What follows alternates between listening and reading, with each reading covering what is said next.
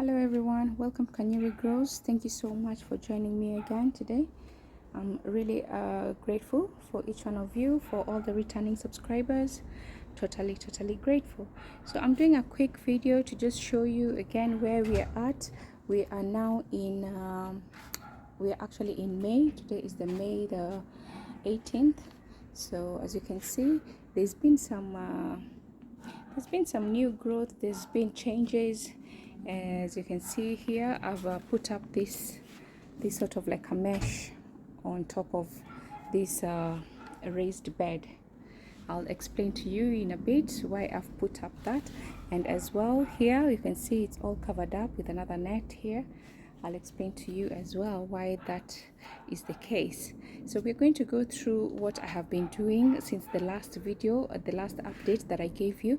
So as you can see here, we have the lemon balm. It now looks, I've cut it quite a bit. As you may have watched another video I did previously, just before this one.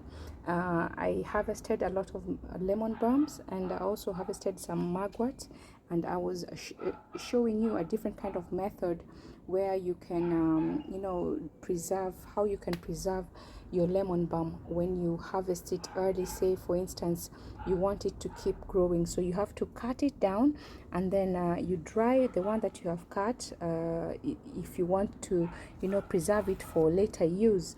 So I've preserved it, and I want more to keep growing throughout the spring and summer period, because in winter, as I said last time, we do not have a lot of yield with the lemon balm. They do stop growing as well. There's oregano still growing here. I do pinch oregano almost every other day because I do use it in my cooking. That there is some more lemon balm. Okay, so I've moved things around a little bit just because I've been having a problem. I do have a tree just above me here, and as you can see, this tree, it is it's now, it's come because it's spring, so there's a lot of pollen and leaves and things falling down and they've been quite a nuisance to my plants, really, because they have a lot of this thing. I don't know what you call them. I can't remember the name, but yeah, they've been falling down onto my plants just right above, and this is mainly the reason as to why I've put this net here, because here I do on this raised bed I've just started some new seedlings. So we still have the coriander. Okay, the coriander is coming up really good. This garlic is from last year. You can watch that video how I started off this garlic. It's really easy to start garlic in your house just with water. You don't even need compost or soil. So I started off with water and I brought them out, and as you can see, I literally harvest this garlic like every day. I use it in so many things, in my eggs, in cooking, a lot of things. You can use the garlic, these garlic leaves, garlic chives. Okay, so I do have a lot still growing in this raised bed, and I'll keep just harvesting until until I can't harvest anymore. Okay, so the first row here is, these are the calendula. I never grow them, they just seed themselves, they self seed, because calendula, they're self seeding, they're good. They do make tea. You can make tea with the flowers, the calendula flowers. Okay, and they also look pretty here. They are pollinators, so they do invite bees into my garden, which is good for pollination. And also they look beautiful. I like the calendula. They have the white calendula, they have the yellow calendula. They sort of they're in the daisy family, so they're beautiful to look at, they're beautiful to be in the garden, and they're also edible. Okay, you can eat the flowers, you can make tea out of them, and the calendula is also medicinal, so it does have some anti-inflammatory element in it, so it's good to always have it. The good thing is it's self-seeding. I only sowed once, and they've been ever since. It's been almost 4 or 5 years. They just self-seed each time they come around. So that's the first row that you see here, and this is the coriander, which is growing beautifully. As you can see, I've already started harvesting a few here. Even it wasn't fully grown, but I did harvest a few, because I do want to clear out the coriander, perhaps by end of June, so I can maybe see if I can plant something else, maybe some salad, if I'm lucky with the weather this year. So okay, I've also sowed a little bit of this row here. This is the baby leaf spinach. Okay, I did have an incident here where the kids were playing with the football and it just came rolling over the seedlings. So you see that most of them have been flattened out, but I'm hoping that I will still get quite a few harvests from that. All right, so we move on here on this other row in between these two rows of garlic chives. I've harvested the sorry, not harvested but sowed. I've sowed the, what is this, oh, the name is going, but this is the rocket. Sorry, we have the wild rocket right here. The wild rocket seems to be growing quite slowly, and up on top there, that is the mixed rocket. So the mixed rocket, they come they all come in the packets, okay, but the mixed rocket is growing quite fast. They were all sowed on the same day. It's been nearly maybe 7 days or maybe 8, and the wild rocket is a bit slower in growth, in germination, compared to the mixed rocket. They do say mixed rocket in the packet, and these ones, they're called the wild. I prefer the wild rocket. They have that bitter, tangy, taste, which I like. All right, and over here, I know this looks a bit overcrowded, but it's because I just want to harvest the leaves only, and I'm not going to be harvesting the seeds from this. This is the amaranth. As you can, this is what I'm talking about. All these things were coming from the tree that is just right above me. So I have put up this net above my raised garden just a day or so, and these were already there but when I harvested. So I didn't want to have a lot because last summer it was so uncontrollable. There was so many of these things falling onto my garden, and it was a lot of work, especially when it came to harvesting, because especially with things like coriander and small leaves, it becomes difficult to harvest when there's a lot of this falling from the tree. Okay, so that one is now taken care of.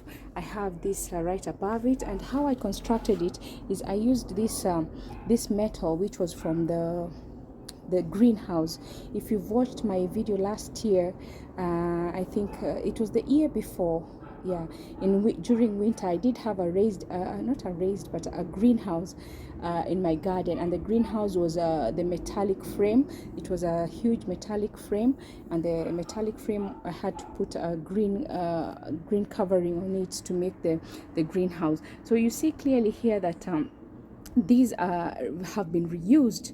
So it's not that just because you use the greenhouse for winter, you can also use the frames to make something out of the frame during summer, to help with protection from flies, from protection from insects that may be coming, and just even butterflies, especially if you have the kale growing in your garden. You can protect. You can use this to build a frame, and you can build a frame in any shape that you want, because they do come in different sizes. The metals are all in different sizes and different shapes at times, depending on which greenhouse you've bought. So my greenhouse was huge, and it had all these different kind of metal frames. So I've used the ones that I thought were fit for this particular raised garden. As you can see, it does look good. I've left the air to come. At this time, I do not have any insects. The main reason for this was to protect from the tree that is just above, and that was causing a lot of those things that were falling over the seedlings. Okay, so this is the raised garden. This is how it looks. The amaranth, they're coming out very well. With the amaranth, all these seeds, I harvested them from 2 years ago. I had harvested some amaranth seeds, and I think I did a video on how I harvest the amaranth seeds. So I haven't bought any amaranth seeds. These are just from previous harvest. Okay, but this time I won't be harvesting any seeds. As I did mention last in the last video, I do plan to move out, so I am not planning to wait until the the seeds for the amaranth are dry and ready to be harvested. That's gonna take quite a long time, and I might not be here, so I will leave I will show you how the amaranths are doing, and I will keep you updated. And so this is the raised garden. That's the raised garden. Over here we still have our kale. The kales are coming out really beautifully, as you can see. Now the leaves are looking much better. I have I do sprinkle, I do, what do you, when I come out with my horse to water my plants, I try to use the a lot of force on them, just to try and get rid of the aphids that we had last time. We had a lot of aphids coming onto the kale, but now they seems to be doing well. This is the panache. I talked about it last in the last video. It does also seem to be doing quite well. Okay, I've joined up all the branches with this string. This is the jute string. I tried to bring all the branches close together, otherwise it was just almost like falling over. The branches were going too farther apart from each other, and it did cause a bit of breakage right here. They parted, and I had to fix them together by just tying them very tight, closely together. So it was sort of like a band-aid, putting a band-aid on it, and hopefully it will come back together. I do have some calendula there as well growing. This calendula is it must have seeded here, not intentionally, like I didn't do it intentionally. It must have fallen off from the calendulas that were growing on the raised garden, and it just fell on the pot and started germinating. I've just left it there, but this is another perennial. This is a perennial kale, the one that I showed you last time. I did cut the tops off, and I was worried that the tops, because I've cut the tops, that it will have stunted growth, but yeah, it seems to be doing okay. As you can see, it does have some really huge, still big leaves coming up. The fully grown leaves, they're coming out really big and healthy, right? And right here we have a pot of this is a baby leaf spinach. And what I've realized is, because last time I think I showed you in my update last time that this was full of baby spinach. They were really compacted together, and I had to thin them out because I wanted them to grow bigger. They were having stunted growth, and I had to remove just 2 days ago I had to thin out and remove a lot. And well, I didn't throw it away. I added it into my salad, but it does look like it's helping, because the leaves are starting to get a little bit bigger, and hopefully they should be okay. You can see the difference here. This was just sown as it is. It wasn't overcrowded as the other one, and you can tell the difference, that this has had a sort of like a stunted growth, whilst these leaves they're much bigger and they're growing much quicker than that pot. Right here, these are the coriander I showed you last time. They're growing quite fast. Coriander really grow quite fast. And the tip for having a beautiful coriander, you don't have to go and buy the coriander seeds from a garden center. You can just buy the coriander seeds from maybe an Asian store. I bought mine in an Asian store, and these are the whole coriander. They were not broken. I didn't break them this time. Usually I do break the coriander into halves, like use a roller pin to break them into halves, but this one I just spread them out on here, and here they are. Look at that, quite very beautiful. The corianders are growing very beautiful. So just buy the coriander from any Asian store. They sell them in big packets, not expensive. You can get a kilo of coriander seeds, for instance, for maybe like even 3 or 4 pounds, which is much better, affordable price. Okay, this is another perennial. I did cut off here the top. As you can see, I cut up the top, but it's doing okay. It's doing fine. The leaves are getting bigger, and there seems to be new growth coming. But this one in particular, there seem to be maybe a slug coming in, snails or slugs coming in at night. And I have gotten some signs, because when you see that shiny substance there, that means it's having some visitors coming at night to eat the leaves. But otherwise, most of the leaves are coming out beautifully. Okay, so I will have to be coming out again at night to just have a look and pick off the slugs. I do not use any slug I don't know, slug traps or anything. I just prefer to just come and pick them out myself. But of course, if you have a bigger garden, you may have to use those slug traps, or whatever they use to try and control that. Okay, so we'll move on over to this side. Okay, we do have this, still another perennial plant. You can see it's having new growth coming. New growth is coming in, so I'm happy with that. I'm happy how they're going on. More coriander growing here. These are coming out quite slowly for some reason, but I am thinking maybe it's just the type of compost, because they're all from the same seeds. But it could be the type of compost. I've harvested a lot of my mugwort, as I have said, because I'm drying it and getting it as it grows. I wait for it to grow, and once it's quite, a lot, I harvest all of it and dry it all at once. We have some more spinach over there, baby spinach, coming out beautifully. So as you can see, that maybe perhaps the bigger the pot also as well, it is spacious enough for them to, to have those nutrients and everything that they require. I have this strawberry plant. Lots of flowers coming out from this strawberry plant, and I can see there's one strawberry already coming out there. It's green though. So this is how, more coriander there. We have some beans growing here beautifully. So the beans are growing beautifully. They're getting bigger. You can see they've started having some flowers there, and yeah, they're not being attacked by the slugs. And I think next time I grow the beans, those are the butter beans, I might grow a bit more, because they seem to be resistant to most pests and all. Okay, we have this is the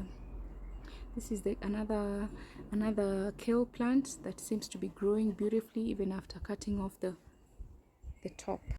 So the reason why I covered up this with this net, and it's because last time you may have noticed there was totally no peas. The leaves had been eaten up by the birds, and I did catch them actually red-handed, and I knew that I had to act quickly. So I put up these metal frames, just like the other raised garden. I joined them up together, and I put a net over it just to protect them from the birds mainly. As you can see now, I have also planted, I sowed some peas, and now the peas, not the peas, but the cowpeas, yeah, the other cowpeas, and now they're growing very well.